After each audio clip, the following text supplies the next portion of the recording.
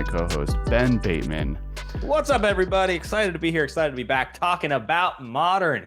It's been a big Modern run, Alex. We've had a return to form for our beloved little format. I know. It's back. It's booming. Content around Modern is, people's favorite content right now. We are doing today. We're going to be talking about the Modern format in general. We're going to break down the 6 top decks currently in the format, doing a little bit of a metagame breakdown, how some of the new Modern Horizons cards have affected it, just how those decks are doing in general, and what the format looks like. So that's going to be really fun. And yeah, it's the Modern. It's all about family. It's all about family. This is family week here on the MMcast. You Yep. have any beer you want, as long as it's a Corona. Just kidding, guys. We are lucky enough to be working with TCG Player, and I wanted to just give a quick shout out that we do have an affiliate code, and any support that you give us, you hear that affiliate code up top.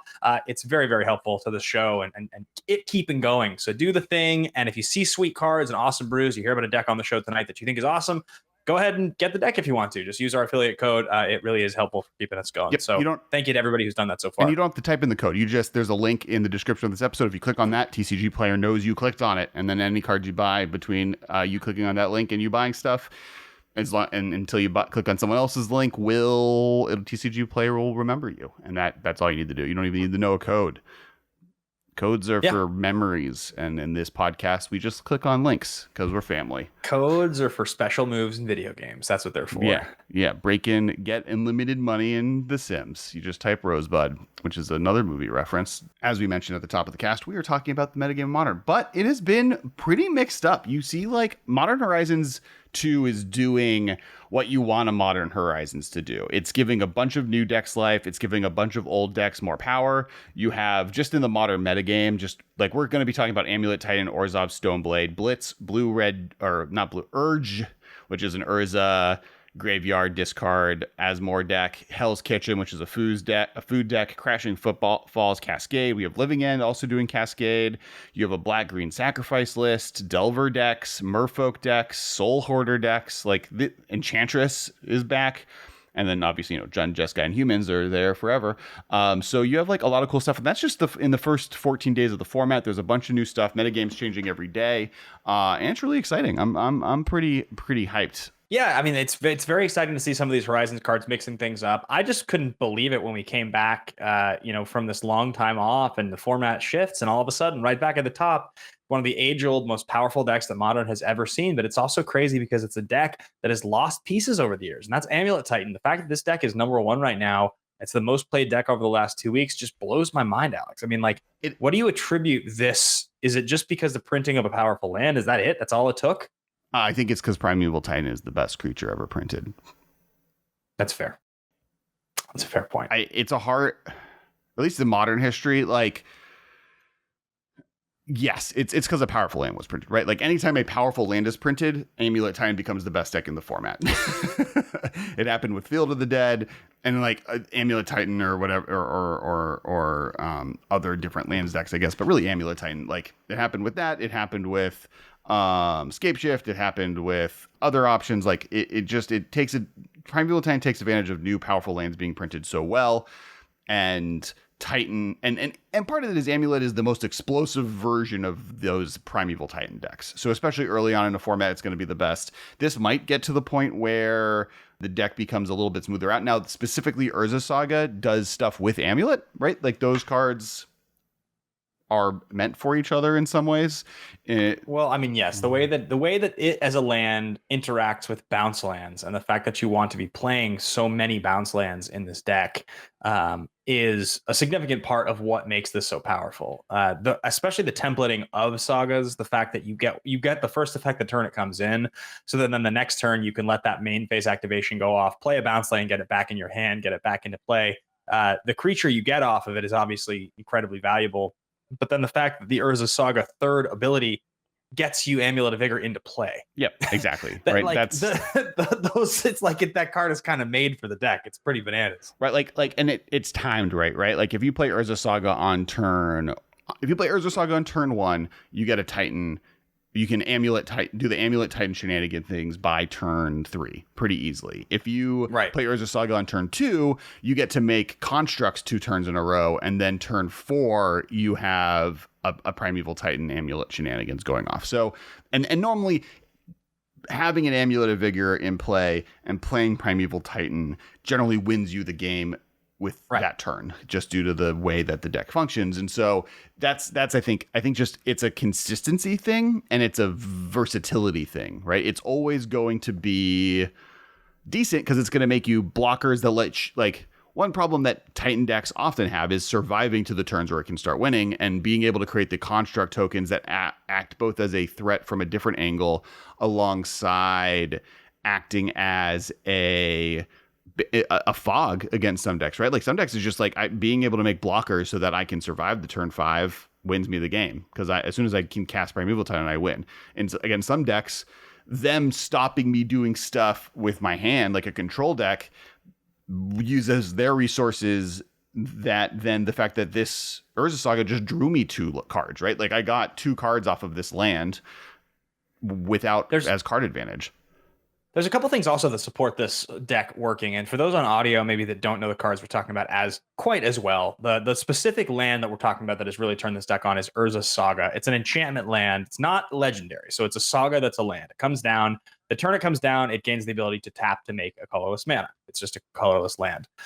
Because it is a saga, the next turn, it then gains the ability, still has the ability to tap for a colorless if you want to, but it gains the ability to, and a tap, create a 0/0 colorless construct artifact creature token that gets +1/+1 for each other artifact you control. It gets the Urza, the token that you get when you play Urza.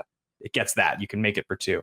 And then the third thing, you get to 3, you sacrifice it, you search your library for an artifact, converted mana cost 0 or 1. So the significance there, obviously, is that you can get Amulet of Vigor into play. But because of the sequencing of this card and the fact that it gains these abilities, it does mean that bounce lands allow you to get multiple iterations of a card that's going to be able to make you creatures. The more of the creatures you make, the bigger it gets. And then on top of all this, the thing that I was going to point out, Alex, that really stands out to me is that they have just gotten more comfortable over the last 3 or 4 years allowing green cards to put additional lands into play. It's interesting because they banned Summer Bloom, which was the old sorcery that used to make this deck work, right? It was green 1 for a sorcery that you could play up to 3 lands this turn. Mm-hmm. And that was the old card you'd play. You'd cast that. And then because of the way that bounce lands work with Amulet of Vigor, you'd be able to turbo into a Titan and double strike them out. Because of Dryad of the Elysian Grove and the fact that and you have Dryad of the Elysian Grove, you have Arboreal Grazer, and you have Explore, all of them, and then you have Azusa, right? These are all different things that let you do that mechanic.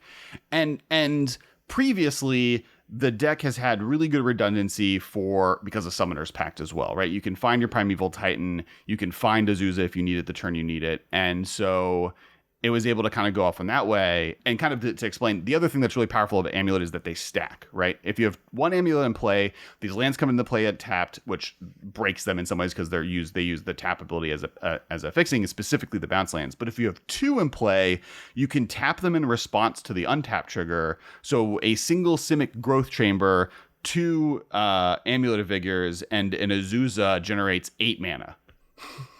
Right. And because like every time, or no, more than that, because if you have 2 amulets, and you get 2 additional land drops. So you're playing it 3 times, and each time you get 4 mana off of it. So it's 12 mana off of an Azusa, 2 amulets, and a bounce land. So like, and then you play Primeval Titan, which then gets you 2 additional bounce lands, which then get you like, and that's how the deck changed itself. You use that to find Hanowar Battlements, which Primeval Titan then brings into play, giving Primeval Titan haste, allowing it to do it again. So it's able to just create such an amount of value, put so many lands in play.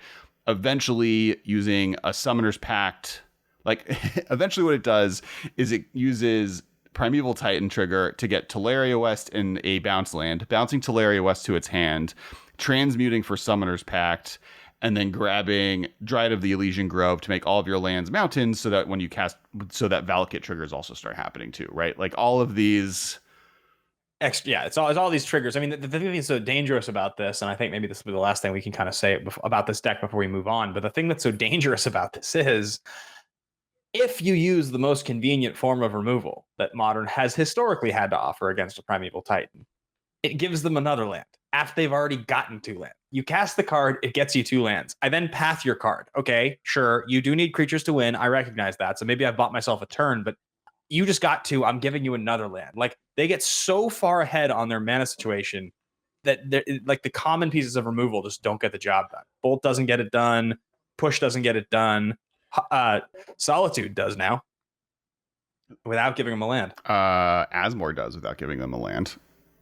So that was a big conversation me and Michael had over the weekend. Like, Asmore makes 6 toughness, previously a big because of magnetic, whatever, the 5 mana delve spell that does 5 damage, or like previously other like 5 damage was kind of the tap out for like maximum red damage.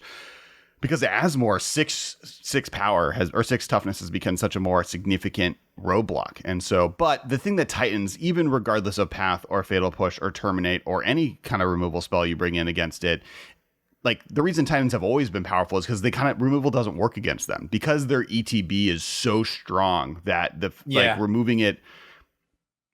I mean, path is extra bad because you give them they now have 3 lands for their 6 mana versus just 2. But even if you terminate solid removal spell, they're still getting the 2 lands they need in play. And in this deck, that's probably all they need to really start building enough of an advantage to win. And then, like, and kind of what I was just saying is that the deck has always had that redundancy with Summoner's Pact and Teleria West. Like, that little package has allowed them to have any green creature they need, and they only need Primeval Titan. They need 1 Primeval Titan and 1 I play extra lands creature, and they can start doing really powerful things. Now with Urza's Saga, you now have the redundancy on the other side, because the reason this deck was never super consistent was because if you don't have Amulet, this deck does a lot of nothing, right? It's not as powerful as it could be. It's just clunky AF. Yeah. I mean, you just end up being real slow, yes, taking your time, casting a 6-drop, which, like, let's be honest, sometimes in Magic, in games of Magic, if you just like cast something that costs 6, you just win anyway. Right. Even if you do it in a fair way. Yeah, you would ramp to 6 mana by turn 4 regardless, and then just cast Primeval Titan and win off the fact that casting Primeval Titan can win you the game. But now Urza's Saga pretty much guarantees you have an Amulet the turn you need to have Titan in play. So yeah, the inevitability of the situation, I think the big takeaway for us when looking at this deck, number one, it's remarkable that this deck is still at the top. It's been a consistent performer now for years and years and years, which is really cool. The biggest addition here is the addition of the 4 copies of Urza Saga that deck gets to play. It now gives an inevitability to the lands you're getting that can go that extra mile to build up an army and win. Otherwise, this deck is basically what it's been. That's the major update, the major change. It also got Abundant Harvest is the other big addition from Modern Horizons, which is just the best green cantrip. And maybe one of the best cantrips in the format. I would say that makes the deck a little more consistent, but my guess is that had it not gotten Abundant Growth or Abundant Harvest, I think it still would be a top deck, even without that. I think it would just be playing a slightly worse cantrip, and that would be that. It'd be playing Ancient Stirrings, right? The Abundant Harvest has replaced Ancient Stirrings as the go-to card. Interesting, because I actually think in some ways I like Ancient Stirrings a little bit more, but it kind of also speaks to now how great the redundancy of the deck is and how important it is to find your non-lands in the deck, that having Abundant Harvest lets you skip that land process, where before it was more important to be able to find specific lands, which is why Ancestral Visions was so important. Not Ancestral Visions. Ancient Stirrings. Yeah. I said it right the first time. I should be rewarded. I should get a giant trophy behind me for saying Ancient Stirrings correctly the first time. Just the other kind of small things in the sideboard that I think are interesting. It's playing a Foundation Breaker, which is the Evoke Artifact Enchantment creature, which I think is pretty cool. And then it's playing Engineered Explosives. And that's something I actually wanted to talk about today, which is, there's a lot of lists out right now on like what cards you should be playing that people are maybe not playing enough of. And Engineered Explosive is a big one. A lot of the big threats out of Modern Horizons 2 have a hard time with Engineered Explosives. You have Asmore, which is a free card. You have Crashing Footfalls now, which is, 2 tokens. Like, there's a bunch of 1-drops, tokens, and 0-drops that having an answer for is really important. Being able to get rid of the Urza Saga constructs, right? And so it's definitely a card that I think A is a good pickup, and B is a card that I would wanting to find more and more ways to play it. And that's one of the reasons I think Amulet Titan is also doing well, is because it can Teleria West for stuff like Engineered Explosives out of the sideboard. Right. So that's Amulet Titan. All right, so the next deck we're going to talk about today is Orzhov's Stoneblade. Stoneforge Mystic is doing it. That's not super surprising when you have a card like Kaldra Complete added to the format. You're able to cheat in a 7-drop indestructible 5/5 with haste, first strike, trample, indestructible, and whenever it does damage to a creature, exile that creature. Seems pretty good. It does indeed. But getting that into play on turn 3 seems like a pretty big beating, and then you still get Batterskull. But this it has ended up being the Grief, Solitude, Ephemerate, Malekith Rebirth deck, right? It ended up that Stoneforge Mystic shell, partially because it can take advantage of those Ephemerates or take advantage of that Enter the Battlefield repeat, has been really, really strong. And add that to the fact that you now also get cards like Dwathi Voidwalker, which with Malekith Rebirth lets you do the Voidwalker dance, and then if you sacrifice it to steal something good of theirs that you're able to kill or remove or put into exile, you're able to now use Malekith Rebirth to get Dwathi Voidwalker back and put it into play. The deck is very much taking advantage of Stoneforge Mystic, but it's just taking, like, the big thing is it's taking advantage of the engine everyone was excited by about the Grief, Solitude, Ephemerate, Malekith Rebirth, being able to kind of blink these things together. Also taking advantage of getting the ability to play Vindicate now, so being able to answer any threat, including the Primeval Titans that we were just talking about, and the Urza Sagas, right? Like, this can act as a land destruction card, which is something the deck kind of needs right now. The combination of Grief in your opening hand combined with the Inquisition of Kozilek, so that you have that ability to go double on turn 1 if need be. Even if, you can do the Ephemerate plan, but you can just rip their hand apart. When you can rip people's hands apart, having Vindicate is so significant. And the reason is because if you're controlling the tempo of the cards they're playing and the times they're playing them, if you destroy lands that according to what they have in their hand, you can completely turn off somebody's day. Right. Like, you can make it so that they're drawing dead because they've lost their best card. They need to hit the fourth land to cast the spell. They have to have double color, whatever it is. And that Vindicate can be a big deal in that situation. There's also like a level of just Stoneforge Mystic is such a great discard target for Solitude, right? Because once you play the first one, every second one is worthless. Not worthless, but significantly less powerful. A lot less good, yeah. And so being able to use that with Solitude, I also think it's really cool that they're using Skyclave Carrots in this list. Skyclave Cleric, which is the 2-mana 1/3 that when it enters the battlefield you gain 2 life, but it's a double face card where the backside is a tapped land. And being able to have that as a land that you can discard to Solitude, that can also just be a great 1/3 blocker in the way of your blitz opponent, in the way of creatures attacking you, that's gained you life to kind of let you stabilize to get to play some of the bigger stuff, I think is a really cool kind of option. And it takes advantage of like kind of playing like Burn fighting against a Skyclave Carrot, a Skyclave Cleric, and Ephemerate seems really like tough. Yeah, it seems like 1/3 is going to be able to block a lot of stuff, plus the gain 2, plus the double. Like an Ephemerate gets you 4 more. Yeah, Ephemerate's really powerful. That's really cool. Yeah, this deck is sweet. This deck's doing a lot of really, really cool things. The 4 Grief, 4 Solitude. It's a good shell. I opened up most of a box of Horizons, and I got 1 Solitude, no Grief. I think something that's interesting too is that Dwathi Voidwalker, even with the 4 Dwathi Voidwalkers in the main, they're still playing 2 Sanctifier Envex in the sideboard. Just like, I'm going to fight graveyard decks. And with one of the decks that we're going to talk about next, just with Asmore, that Asmore on Dakota, God, whatever, Kaldakar. I'm so annoyed that card is good. I love it. It's like exactly what I want in a card in Magic, but like the fact that I have to say it like makes it so like hating on graveyards is more and more important than ever before. And so Sanctifier, Dwathi Voidwalker in the main, but then Sanctifiers in the sideboard allow you to kind of really hate on those decks, and the fact that it has pro red, pro black, right? Like, it's kind of acting as its own version of a way to stop decks that would normally be hard for a grindier deck to fight against. Yeah, I'm really happy that they recognized finally over time that like graveyard effects weren't like a novelty that like colors needed to be able to do as like a side thing. Like, there's so many cards that are like exile 1 card from an opponent's graveyard, or like nuke this thing to get rid of their graveyard. But like, there are these specialty cards you have to be playing, and they like often make your deck weaker. There's not that many that like specifically play into a game plan. Right. The fact that Dwathi Voidwalker exists now, or they've given the free green creature, like, that's just so good that those things exist. It makes decks be able to do things so much more competitively and cautiously, and not just worry about getting rolled, Right. Because a Voidwalker is obviously a great hoser card, but it's also a card that if you play it on turn 2 and you stabilize the game, they'll be dead in 7 turns.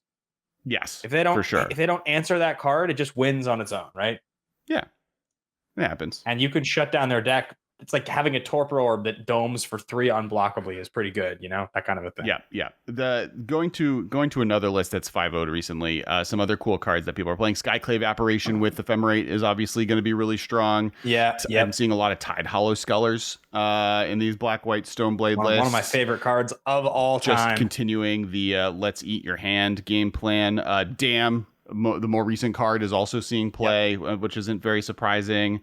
And then you get some swords. I did see a Mull of the Skyclaves, which I think is really spicy, which is the +2/+2 flying in first strike, and then it automatically attaches to a creature when it enters the battlefield. So you're able to make your Solitudes or your Griefs or your Stoneforge Mystics into like these bigger threats, which is really cool as just an additional piece. And then there's like the other one that's seeing play, and this one actually is not seeing as much play with necessarily the Solitude and Grief game plan, but that's the Yorion 95 card versions of the deck, right? Where you're just playing so many creatures. It's the bigger versions, lots of blinking stuff. I think it's a little less clever, personally. I think that the other one is utilizing new cards in a cooler way. But the Yorion deck is still powerful. Yeah. I think they've now given enough pieces that being able to get a Cauldron to play consistently with Stoneforge Mystic is more important than the Yorion Blink game plan that the old versions of this deck used to play with. And Grief and Solitude are enough of a target with Ephemerate that you don't really need the Yorion in the sideboard as much as you do just kind of are going to win the game by eating their hand out and then destroying their lands with Vindicate. Right. For sure. I think that deck is pretty cool.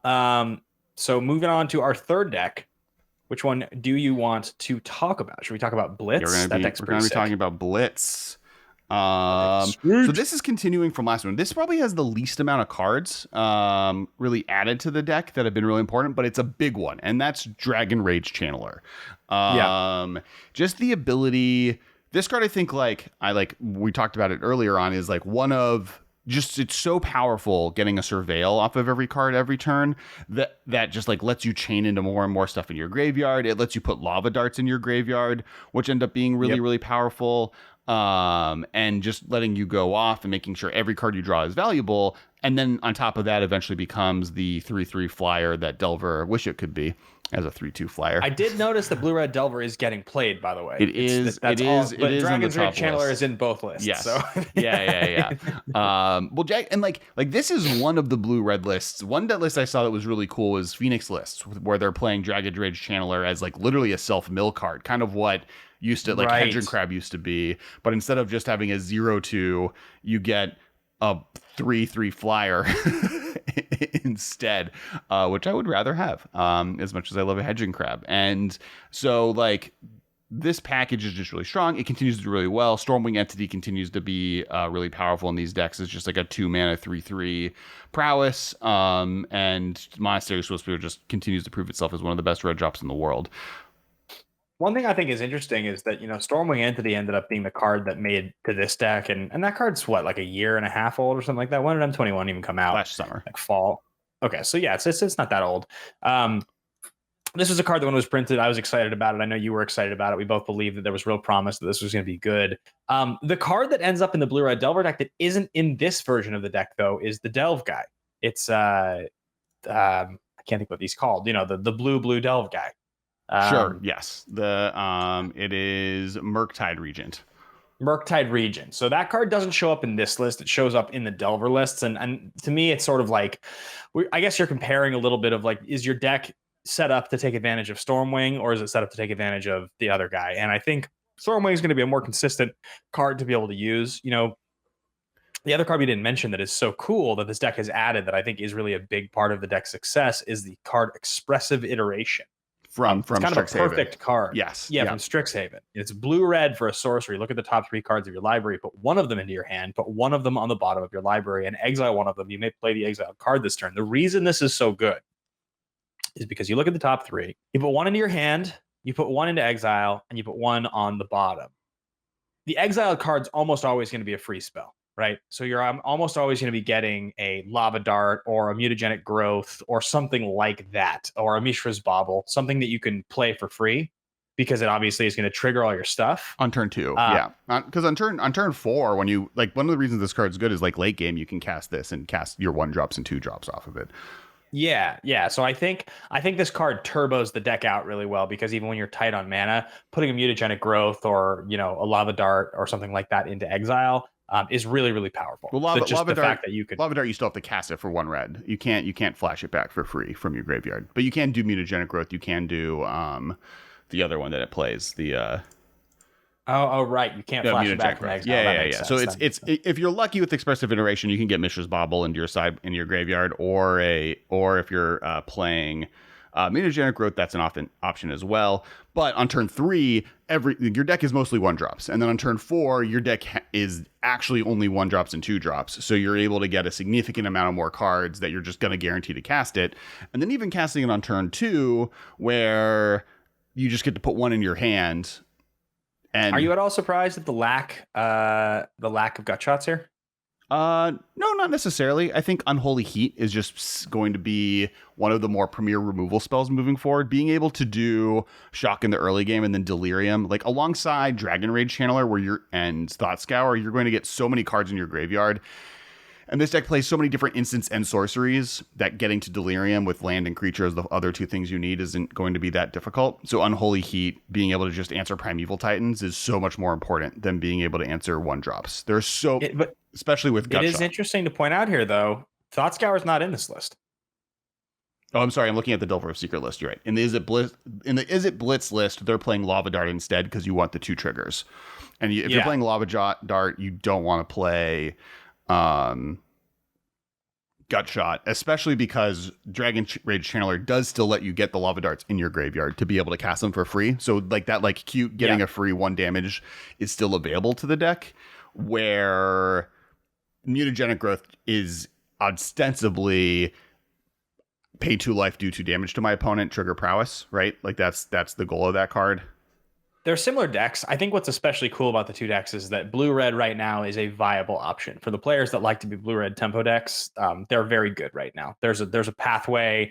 There's a nice crockpot sort of cards here that work really well in multiple different iterations. There's this Blitz list and this Delver list, but given the fact that they're playing so many of the same types of cards, you can probably mix and match and come up with your own iteration of a blue-red tempo deck that's pretty awesome, I'll bet. Because like you said, I'll bet you there's a Phoenix version as well. Makes me happy to see blue-red in a good place. Yep. These are the types of decks I like to play. Yeah, the other card we haven't really brought up is Ragavan, where it's like one of my favorites. Obviously one of the coolest cards in the set. And I think it's still the most expensive card. It gains you so much advantage. You're able to ramp into stuff. You're able to get artifacts into play. It does a lot of really powerful things. I'm not surprised to see it. That's on the Delver side. I would be surprised. I'm interested to see if Delver survives here. Like between Dragon Rage Channeler, Ragavan, Murktide Regent, and then stuff like Swiss Sphere and Stormwing Entity and Skull Scar Mage. Like, I think those cards just pound per pound feel stronger to me than Delver is. And it doesn't feel like they're controlling enough to really get away with it. So I'm interested to see, as I've talked a lot of crap about Delver of Secrets, if it survives. You really have. I don't like, it just seems like, speaking of the gut shots, or speaking of Lava Darts, they just ruin its day. If you draw it late game, it doesn't do anything. I don't know. There just seems like better cards to be playing. Or I guess sideboard wise, nothing super interesting out of the Blitz deck. The Delver deck is playing some subtleties, just in a bunch of other free spell, like a bunch of cheap counter spells, right? But also playing the Engineer Explosives, like that. I mean, to a point in this deck, Ragavan, Dragon's Rage Channeler, Delver of Secrets, Monastery Swiss Sphere, Soul Scar Mage are all cards that Engineer Explosives ruins the day of. So true, very true. That card seems to be more and more powerful as we go. All right, next list we're going to be talking about today is the URG decks. Which I believe is Urza Graveyard, but I'm willing for someone on the internet to explain to me why it's called Urg. I thought it was blue, red, green, and then I looked at the list, and it is very much a Grixis deck. So, and deblatably, it's a blue-red deck that is playing Street Wraith and Oval Chase Daredevil, 2 cards that it never plans on casting for black mana. In fact, if I were to look closely, it literally has exclusively Mox Amber and Springleaf Drum available to spend black mana to cast either of those 2 spells. Wow. So it's really a blue-red deck, right? And then it has black free spells that aren't intended to play anything. And this is the like more one of the 2 very powerful Asmore decks. This is pairing Asmore as like the artifact side with Urza and being able to take advantage of Underworld Cookbook's interaction with Oval Chase Daredevil, like where you can just every free turn get a free food with that, because every turn you discard Oval Chase Devil. So Oval Chase Daredevil, 3 and a black human pilot. It's an older card. It's from Kaladesh, not older, but it's from Kaladesh. 4/2 human pilot. Whenever an artifact enters the battlefield under your control, you may return Oval Chase Daredevil from your graveyard to your hand. And the combo with this is with Underworld Cookbook, which lets you tap it to discard a card, and then you get to create a food token. You discard the Daredevil, and then create a food token that triggers the Daredevil and returns it back to your hand. So every turn you get to trigger the Daredevil effect. And then while that's happening, you get to cast Asmore for 1 mana. You also have Street Wraith to do the exact same thing. That's why you're playing the Street Wraith. You just cycle it to cast Asmore. Right.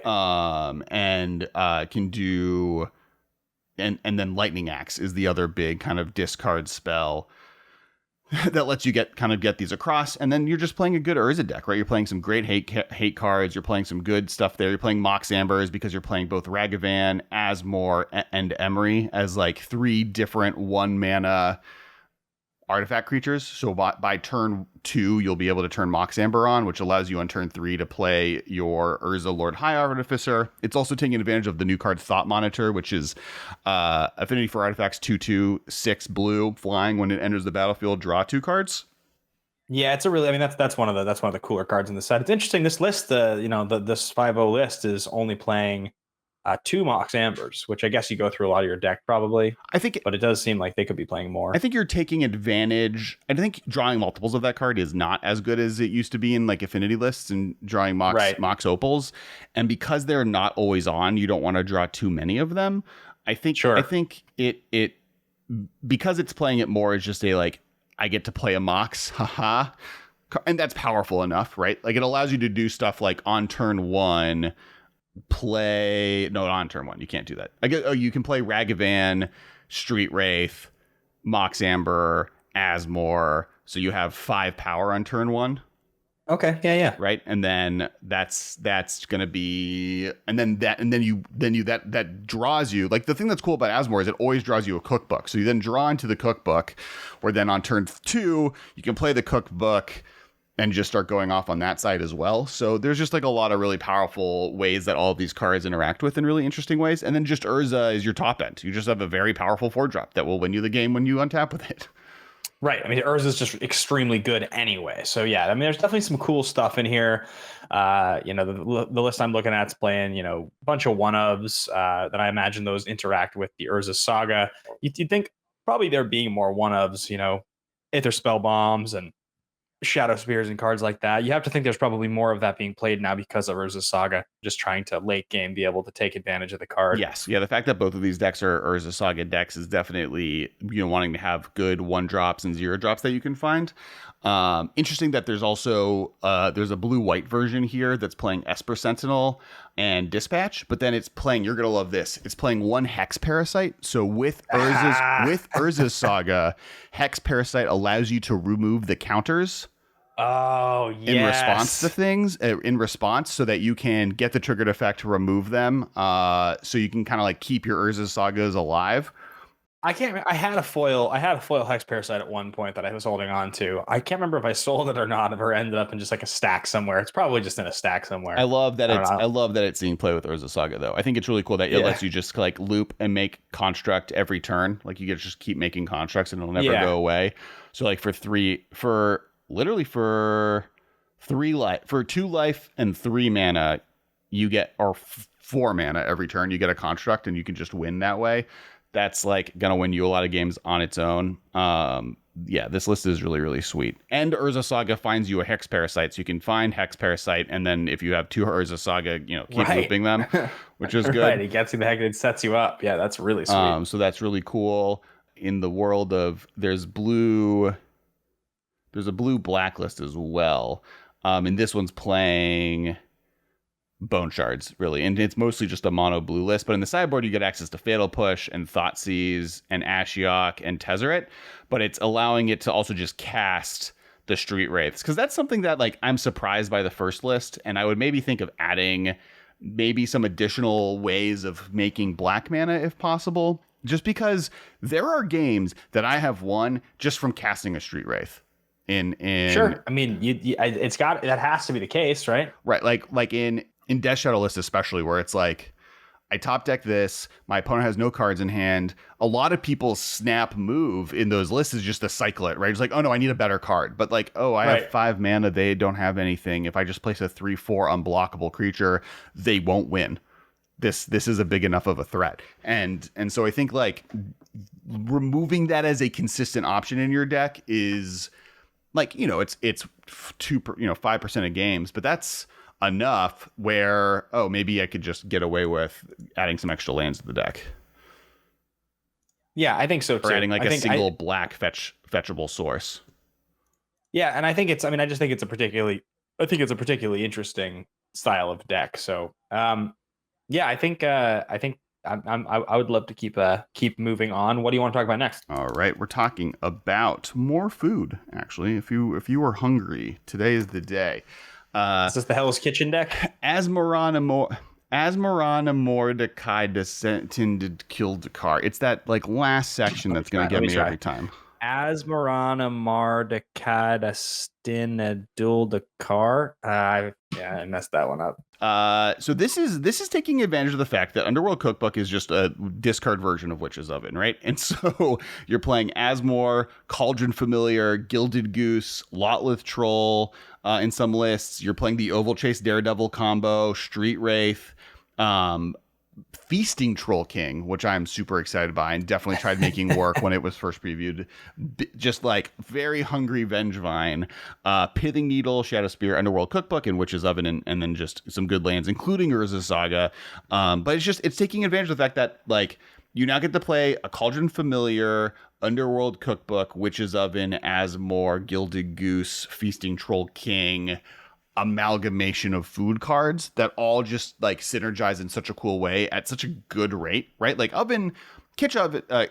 Cat Oven has been banned out of multiple formats on Arena just from power level, and the only reason it hasn't really seen play in Modern is just it wasn't consistent enough. There weren't enough good food cards to see play alongside of them, but now with Underworld Cookbook and Asmore, you have that going for you. And we talked about it a little bit earlier, but Asmore is warping the format on what threats are really viable. Being able to do 6 damage, to have any creature do 6 damage to itself, basically for free. There are times where it's just it's in play. They have 3 food in play, and you can't play a creature ever again. Just you're locked out of the game. They you no longer get to play creatures, or any creature you play dies. And then they have so many easy ways to make food and make value out of food that playing around it's impossible. It's one of the reasons I think Urza Saga is what card people are talking about right now as the most likely card to get banned. I can see Asmore getting banned pretty soon after that. If it continues to just hate out every single creature that has a 6 toughness and doesn't instantly gain you value in the format, it seems pretty dangerous. Yeah, I mean, it seems really good. It's crazy. It completely missed my radar when I was looking at the set in the first place. Maybe it was just complicated. I didn't want to read the name. It seemed like a joke. I'm not sure why, but I just didn't pay that close of attention to it. So the fact that it's as good as it is, I mean, it's not really surprising, but it's just, it's one of those weird ability cards that they print that seems to be having a huge impact. I do agree with you. The fact that we're seeing 4 copies of Urza Saga, deck after deck after deck, does make me think that that's the kind of thing you don't want to be seeing. You don't want to just see 4 of a land in every single deck. That's not a fun state of design if that's the case in any color. Yeah, I go back and forth on it. I think it's a little too homogenizing. It is allowing multiple decks to exist, and it isn't that expensive compared to, obviously fetch lands are a very low bar to not be more expensive than, but like they were in, of the 4 decks we've talked about so far, 3 of them as a 4 of, to some extent, right? They are in the Stoneblade deck. Sure. No, they aren't in Stoneblade. So they're not in the Stoneblade deck. So they're in half. They're in the blue. They're the Urg deck, Hell's Kitchen, the blue red graveyard deck, Hell's Kitchen, and Amulet Titan. All are currently playing them. Now, Hell's Kitchen and the blue red graveyard deck, the artifact deck, are not too far off from each other. They are both taking advantage of the Asmore Oval Chase Underworld Cookbook kind of engine, Street Wraith engine, but the blue red deck is doing an Urza thing with it. I don't know. It's like, it's doing cool stuff. It doesn't feel nearly as oppressive as other things that are going on. But I agree with you that it is showing up so significantly in the format that it seems worrisome. It's the kind of thing that when they look at the format and they see it homogenized, one card showing up in all strategies, that's the kind of thing they like to pay attention to and shut down. I mean, the other thing about this deck that I think stands out to me that's cool is that it is its own beast, but very much in the same way that like Tron and Eldrazi Tron used to exist. It's like, this is a very similar build in a lot of ways to the last deck we were looking at, to Urg. It plays half of the same cards. So it's another iteration using powerful things that the format right now seems to be willing to let us do. Let's give this a few months before we really talk about any kind of banning. So I don't think that there's any need for that yet. I do think what's cool about this is like, it's taking the 2 halves of the words of Asmore and going in 2 different directions, right? This is like, the first one was like discard artifacts, right? Like, I'm going to do graveyard artifact shenanigans. Great. This one's like, no, we're doing food things. Right. And so it's taking advantage of kind of both halves, which I think is really cool. And you get to play Gilded Goose, which is dope. Yeah. Who doesn't play Goose? Yeah. Do you want to go to the next deck? The last, let's do it. Is the last one. All right.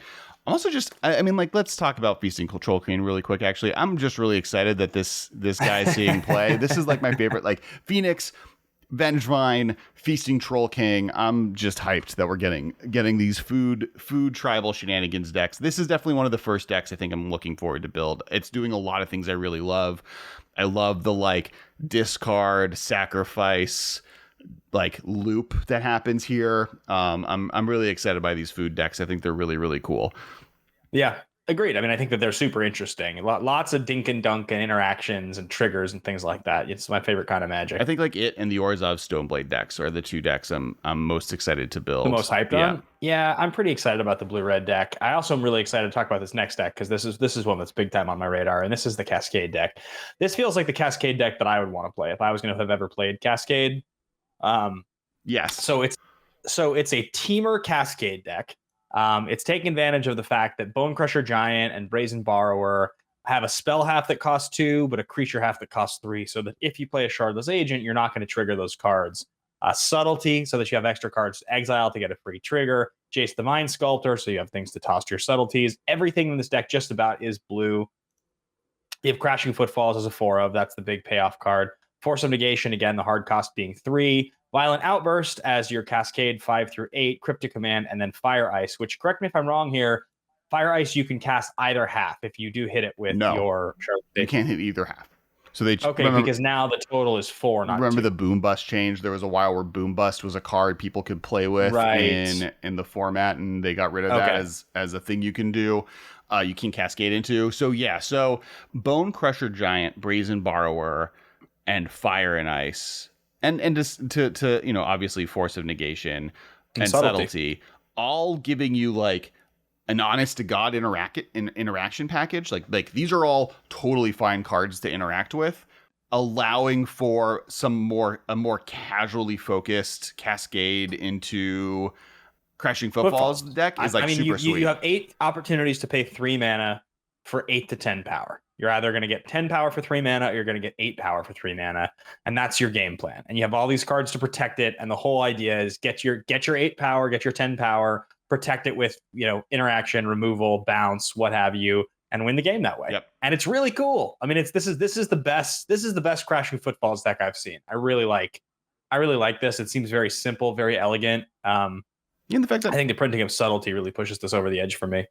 Oh, really? I think like subtlety is obviously important. I think having the like Shardless Agent as just like a good cascade spell to get into there. But I think more than anything, yeah, it's just like having this number of different ways to interact, just like that. I think subtlety helps, but I think it's even just you've now gone in enough different things. I think part of it to me though is just like Shardless Agent, right? Like having you're not playing 8 cards that don't do anything.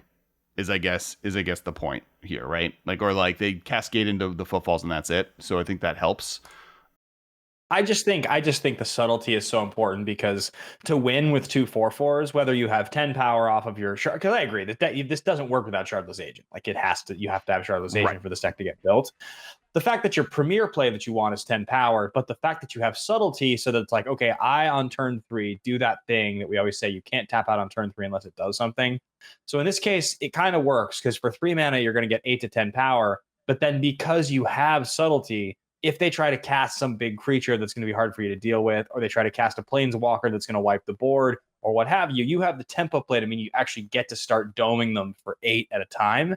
And if you protect a couple turns, it's over. Right. So I think that's what's so good about it. And so I think that on both levels, you definitely need Shardless Agent, but I think beyond Shardless Agent, the fact that you have both a creature that doubles as something to clear the path for you as a really, really, really good piece of tech. Well, and the power of Violent Outburst being an instant is not to be underrated, right? Between like Bone Crusher Giant, Brazen Borrower, Subtlety, Force Negation, Violent Outburst, Cryptic Command, Fire and Ice, you have... Those are all instants. The only non-instants in the entire deck are Crashing Footfalls, which you only cast by cascading, Shardless Agent, and Jace the Mind Sculptor. The balance of the deck's really great. It's the thing I like so much about it. This is a deck I would play. I kind of want to build this deck, to be honest. This seems just super, super, super fun.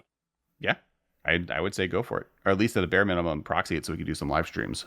Yeah, I'm in. If you want to live stream, I'm back on the train. I gave in. I started doing it. I'm sure I'll regret it in a few months. I'm like, why am I doing this to myself again? I'm just. But I like owning Magic cards. What can I say? If you want us to live stream some Modern decks, please comment with a time, which day of the week it would be most convenient, and then also hit that like button right there. Hit that like button, make it happen. The other Cascade deck that's seeing a lot of play is the Living End deck, right? This is a deck that's been around forever. This is also taking advantage of Shardless Agent and the Brazen Borrower package, but this one's playing all of the cyclers, right? There's been so many good blue ones printed recently that it's let the deck kind of move away from some of the worse options that it had. There's just been between Striped Riverwinder, Windcaller Aven, you have Street Wraith, Glass Dust Hulk. You can Curator of Mysteries, Architect of Will. Pretty much all of your cyclers are now blue.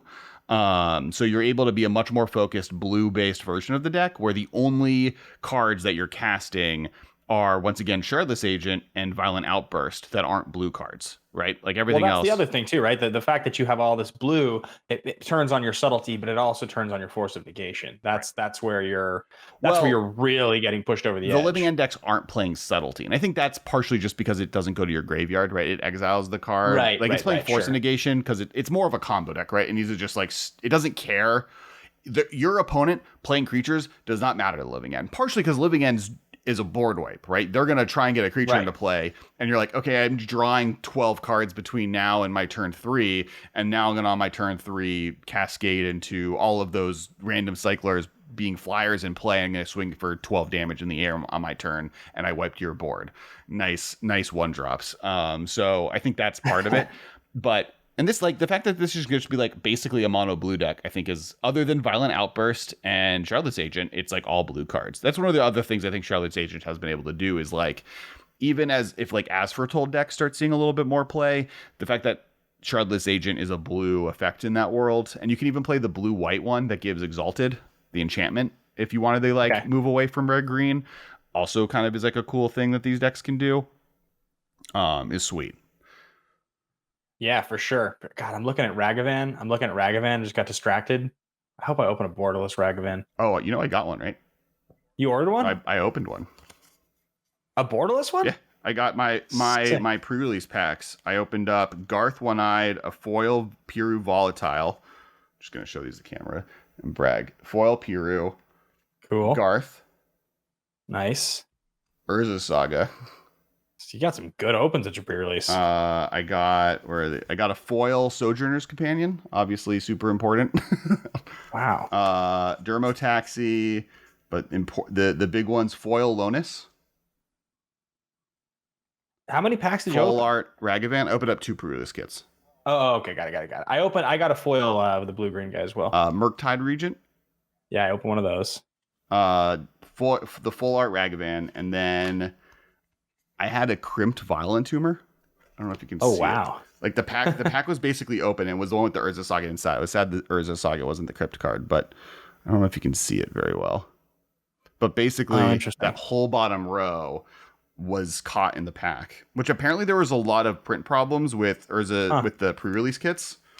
Interesting. Like, there's a lot of like misprint stuff. But yeah, I got a pretty good one. Ragavan and Urza Saga and a crimped thing are all like, I think together.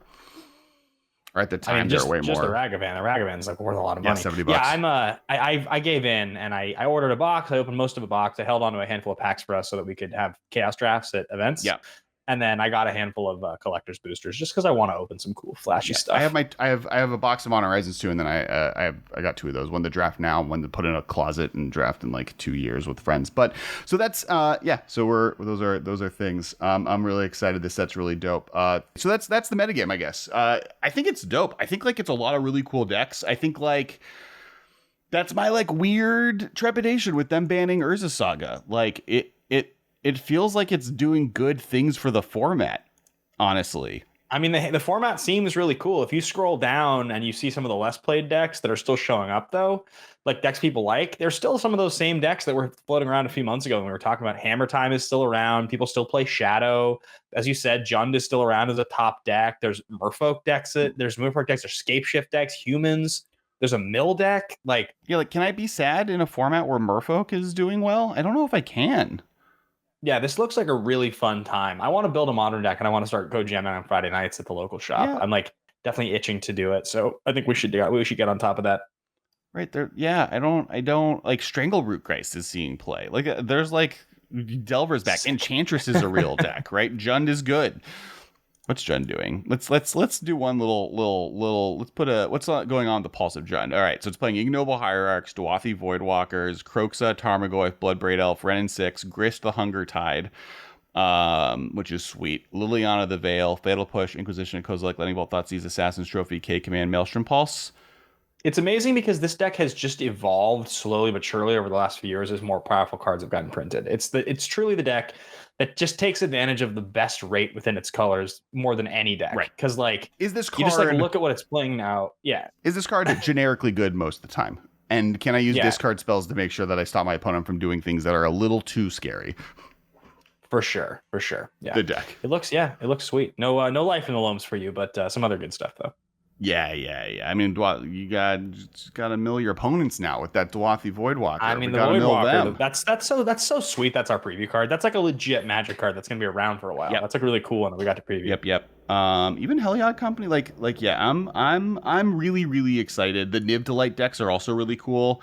Oh yeah, the Niv Mizzet Reborn with like Urions in the main and everything. That's super sweet too. Yeah, I love what the format's looking like. I have a lot of faith and hope for the first time basically since Modern Horizons 1 in the future of Modern. It's really exciting.